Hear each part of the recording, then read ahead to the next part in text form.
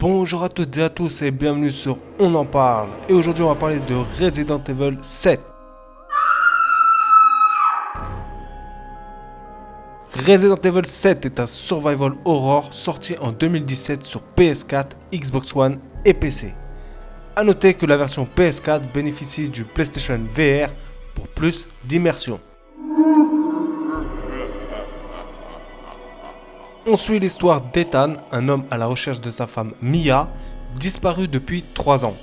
Ses recherches le conduisent vers une maison soi-disant abandonnée, mais Ethan va très vite découvrir la famille Baker, une famille étrange et dangereuse qui pratique le cannibalisme. Voilà pour la présentation. Alors maintenant on passe à la critique.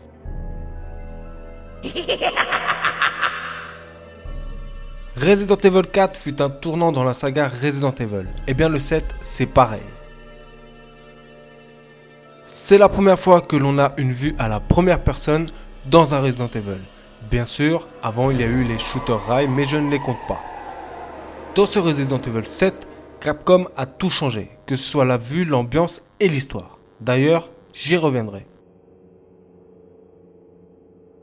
Jusqu'à ce jeu, il n'y en avait qu'un seul qui m'avait donné autant de sueur froide. C'était Alien Isolation.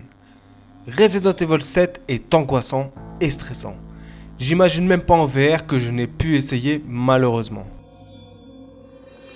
En tout cas, ça fait vraiment plaisir que cette saga revienne aux bases du survival horror. Et je lui mets la note de 18 sur 20.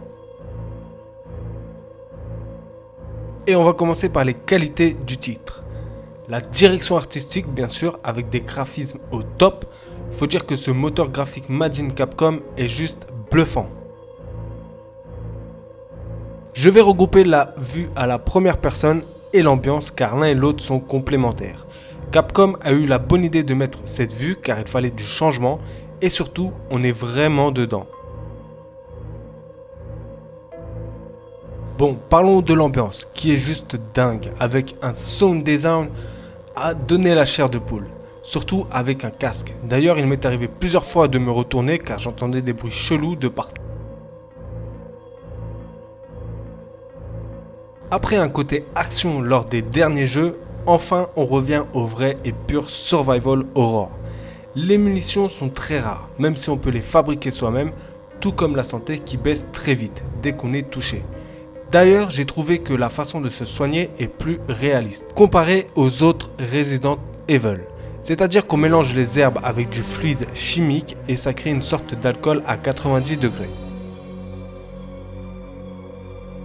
Le gameplay est efficace et rapide à prendre en main. De plus, l'interface de l'inventaire est simple et nous avons les touches rapides pour changer d'arme ou autre comme la santé.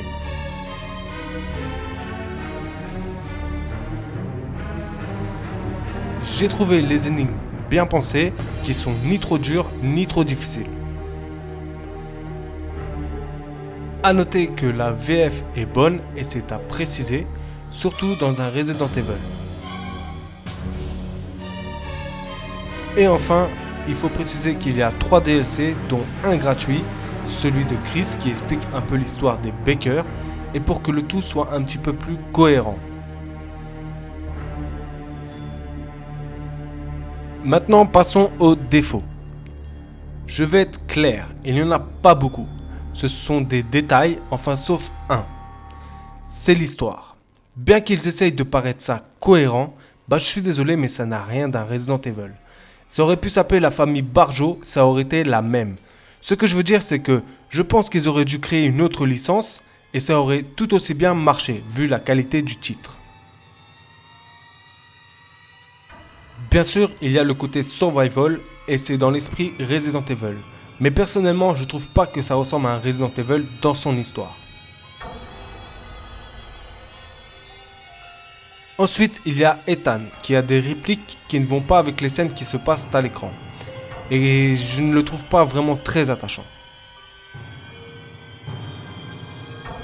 Et puis, il y a certaines mises en scène, surtout avec Mia, que je trouve pas très bien faites. Mais à part ça, c'est un très bon Resident Evil qui revient aux ambiances et au style survival et surtout qui fait bien flipper. Si tu n'y as pas joué, vas-y, fonce. Tu vas passer des moments d'horreur et d'angoisse, surtout qu'il y a le 8 qui sortira bientôt. Voilà, la critique se termine, j'espère que vous avez apprécié la vidéo. Bien sûr, si vous avez aimé cette vidéo, likez, ça fait toujours plaisir. Si vous avez des choses à dire, commentez.